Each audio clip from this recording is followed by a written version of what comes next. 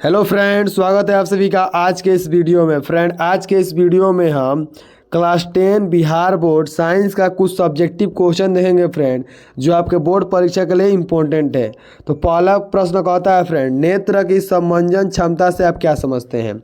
तो फ्रेंड याद रहेगा, अभिनेत्र लेंस की वह क्षमता जिसके द्वारा अपना फोकस दूरी को समायोजित कर लेता है, इसे ही समंजन क्षमता कहते हैं। फ्रेंड, जो हमारा लेंस होता है अभिनेत्र लेंस, उसकी एक क्षमता है कि वो अपने फोकस दूरी को समायोजित करके विभिन्न दूरियों पर रखे वस्तु को देख पाता है। तो फ्रेंड इसी को क्या कहते हैं, इसी को हम कहते हैं समंजन क्षमता। चलिए फ्रेंड देखते हैं नेक्स्ट क्वेश्चन। कहता है रेलवे के सिग्नल का प्रकाश लाल रंग का क्यों होता है। फ्रेंड आप देखे होंगे जो रेलवे का सिग्नल होता है वो लाल रंग का होता है, ऐसा क्यों। तो फ्रेंड याद रहेगा, रेलवे के सिग्नल का प्रकाश लाल रंग का होता है क्योंकि लाल रंग का प्रकीर्णन जो होता है फ्रेंड वो बहुत ही कम होता है, जिसके कारण यह कोहरे और धुएं में प्रकीर्णित नहीं हो पाता है और बहुत दूर तक दिखाई देता है। फ्रेंड जो लाल रंग होता है इसका वेवलेंथ जो होता है फ्रेंड वो काफ़ी ज़्यादा होता है, जिसके कारण यह आसानी से प्रकीर्णित नहीं हो पाता है और ये बहुत दूर तक दिखाई देता है फ्रेंड, कोहरा होने के बाद भी। इसीलिए इसका उपयोग होता है सिग्नल में। चलिए फ्रेंड देखते हैं नेक्स्ट क्वेश्चन। कहता है किसी अंतरिक्ष यात्री को आकाश नीले की अपेक्षा लाल क्यों दिखाई देता है। फ्रेंड जो अंतरिक्ष यात्री होते हैं उनको आकाश नीला नहीं दिखाई देता बल्कि काला दिखाई देता है, ऐसा क्यों। तो फ्रेंड याद रहेगा, अंतरिक्ष में वायुमंडल मौजूद नहीं है। हमारे अंतरिक्ष में फ्रेंड वायुमंडल मौजूद नहीं है। वायुमंडल की अनुपस्थिति से सूर्य का प्रकाश का प्रकीर्णन नहीं हो पाता है। फ्रेंड वहाँ पर वायुमंडल नहीं है और वायुमंडल में कोई कण नहीं है, तो जिसके कारण सूर्य का प्रकाश का प्रकीर्णन नहीं हो पाता है और आकाश जो होता है फ्रेंड वो काला प्रतीत होता है। चलिए देखते हैं नेक्स्ट क्वेश्चन। विभवांतर से आप क्या समझते हैं। फ्रेंड बहुत ज़्यादा इंपॉर्टेंट क्वेश्चन है कि एकांक धन आवेश को एक बिंदु से दूसरे बिंदु तक ले जाने में जितना कार्य करना पड़ता है उन दो बिंदुओं के बीच का विभवांतर कहते हैं। फ्रेंड किसी धन आवेश को, किसी एकांक धन आवेश को एक बिंदु से दूसरे बिंदु में ले जाने पर जितना कार्य करना पड़ता है फ्रेंड उसको क्या कहते हैं, विभवांतर कहते हैं। और फ्रेंड याद रहेगा, विभवांतर का फॉर्मूला होता है V=W/Q।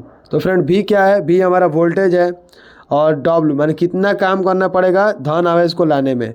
फ्रेंड इसका ऐसा ही मात्रक आप चाहे तो होता है जूल पर कूलाम। क्या होता है फ्रेंड, जूल पर कूलाम। और एक और ऐसा ही मात्रक होता है फ्रेंड वोल्ट, यहाँ पर लिखा है फ्रेंड वोल्ट। इसका एक ऐसा ही मात्रक और होता है जिसको क्या कहते हैं फ्रेंड, वोल्ट कहते हैं।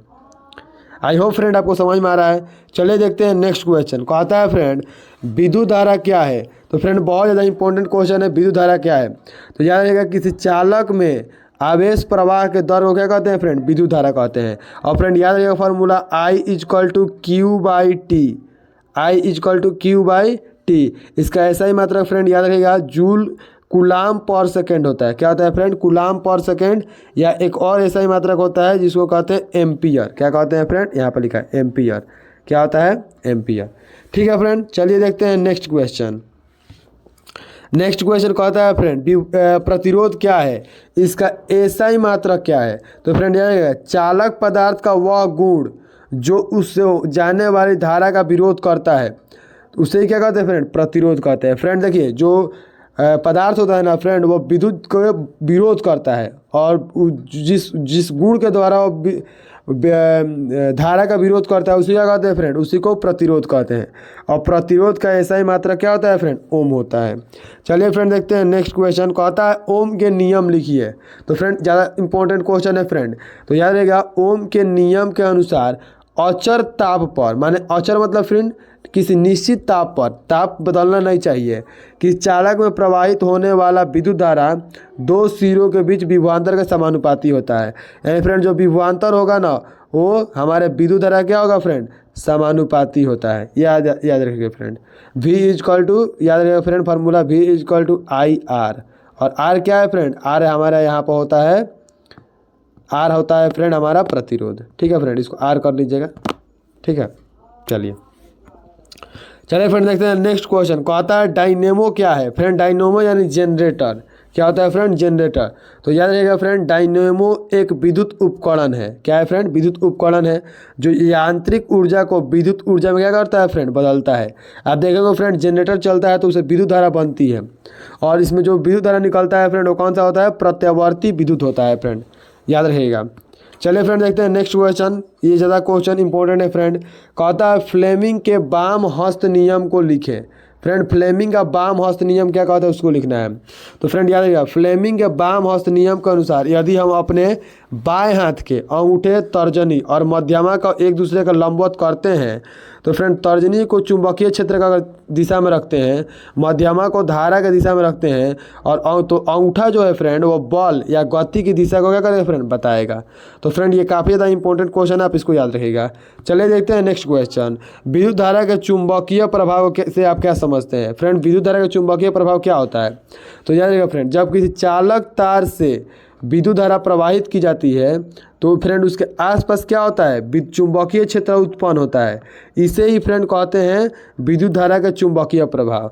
और फ्रेंड याद रहेगा, इसका खोज सर्वप्रथम कौन किया था फ्रेंड, ऑरस्टेड ने किया 1820 में।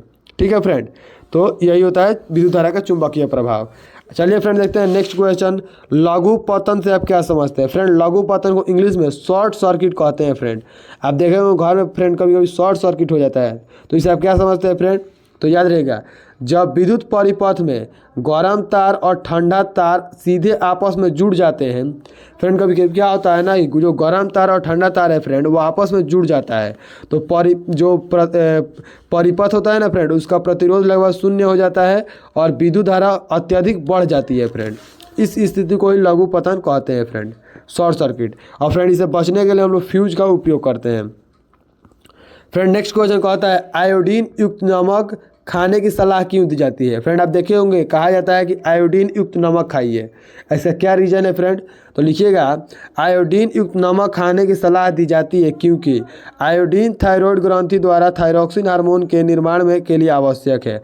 फ्रेंड थायराइड ग्रंथि से थायरॉक्सिन नामक हार्मोन निकलता है और इसके अच्छा से निकले फ्रेंड, इसके लिए आयोडीन की ज़रूरत होती है। आयोडीन की कमी से फ्रेंड घेंगा नाम का रोग हो जाता है। ठीक है फ्रेंड, चलिए नेक्स्ट क्वेश्चन कहता है फ्रेंड संयोजन अभिक्रिया क्या है। तो फ्रेंड याद रहेगा, ऐसी रासायनिक अभिक्रिया जिसमें दो या दो से अधिक पदार्थ, तत्व या यौगिक आपस में संयोग कर एक नए पदार्थ का निर्माण करते हैं फ्रेंड, उसे संयोजन कहते हैं। जैसे मान लीजिए फ्रेंड, कोई पदार्थ ए है, ये बी से मिलकर कोई पदार्थ सी बनाया है। क्या बनाया है फ्रेंड, सी। तो दो अलग अलग पदार्थ है फ्रेंड और मिलकर एक नया पदार्थ बनाया, तो इसी को कहेंगे फ्रेंड संयोजन अभिक्रिया। चलिए फ्रेंड देखते हैं नेक्स्ट क्वेश्चन। कहता है फ्रेंड जब लोहे के कील को कॉपर सल्फेट के विलयन में डाला जाता है तो उसका रंग क्यों बदल जाता है। फ्रेंड याद रहेगा, लोहा जो होता है फ्रेंड वो कॉपर से अधिक क्रियाशील होता है, तो इसलिए जब फ्रेंड लोहा के कॉपर सल्फेट के विलयन में डाला जाता है ना फ्रेंड, तो लोहा जो होता है कॉपर को कॉपर सल्फेट के विलयन से क्या करता है फ्रेंड, विस्थापित कर देता है और फेरस सल्फेट का निर्माण करता है। ठीक है फ्रेंड, जो कॉपर सल्फेट का रंग होता है फ्रेंड वो नीला होता है और फेरस सल्फेट का हरा होता है, यानी इसका रंग भी बदल जाता है फ्रेंड, नीला से हरा हो जाता है। तो फ्रेंड ये भी ज़्यादा इंपॉर्टेंट क्वेश्चन है। चलिए देखते हैं नेक्स्ट क्वेश्चन। कहता है फ्रेंड रोटी और केक को फुलाने के लिए किसका उपयोग होता है। तो फ्रेंड याद रखिएगा, रोटी और केक को फुलाने के लिए बेकिंग पाउडर का उपयोग किया जाता है फ्रेंड। क्योंकि बेकिंग पाउडर को गर्म करने में फ्रेंड ये कार्बन डाइऑक्साइड गैस का निर्माण करता है और कार्बन डाइऑक्साइड रोटी और पावरोटी केक जो होता है फ्रेंड वो उसको फुलाने में क्या करता है फ्रेंड, मदद करता है। आइए फ्रेंड देखते हैं नेक्स्ट क्वेश्चन। कहता है एल्कोहल और ग्लूकोज जैसे यौगिक हाइड्रोजन होने के बावजूद अम्ल क्यों नहीं माने जाते हैं। फ्रेंड आप देखे होंगे कि एल्कोहल का फार्मूला में OH आता है फ्रेंड, यानी हाइड्रोजन तो है, ग्लूकोज में फ्रेंड C6H12O6 ग्लूकोज का फार्मूला होता है फ्रेंड, तो उनमें भी हाइड्रोजन है फ्रेंड, लेकिन हाइड्रोजन होने के बाद भी फ्रेंड अम्ल क्यों नहीं माना जाता है। तो याद रखिएगा फ्रेंड, क्योंकि यह जल में घुलकर हाइड्रोजन आयन उत्पन्न नहीं करते हैं। फ्रेंड आप पढ़े होंगे कि अम्ल जो है वो जल में घुलकर H+ आयन देते हैं, लेकिन फ्रेंड ऐसा एल्कोहल और ग्लूकोज नहीं कर पाते हैं, इसीलिए फ्रेंड ये एल्कोहल और ग्लूकोज को अम्ल नहीं माना जाता है। चलिए फ्रेंड देखते हैं नेक्स्ट क्वेश्चन। मिश्र धातु किसे कहते हैं।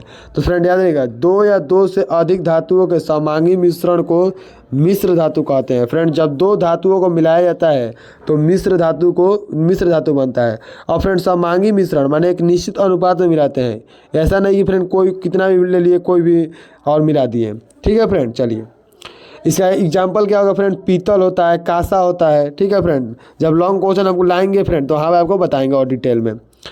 अगला क्वेश्चन कहता है फ्रेंड ससंयोजक आबंध क्या है। तो फ्रेंड याद है, दो परमाणुओं के बीच एक युग्म इलेक्ट्रॉन की साझेदारी से बने आबंध को सहसंयोजक आबंध कहते हैं।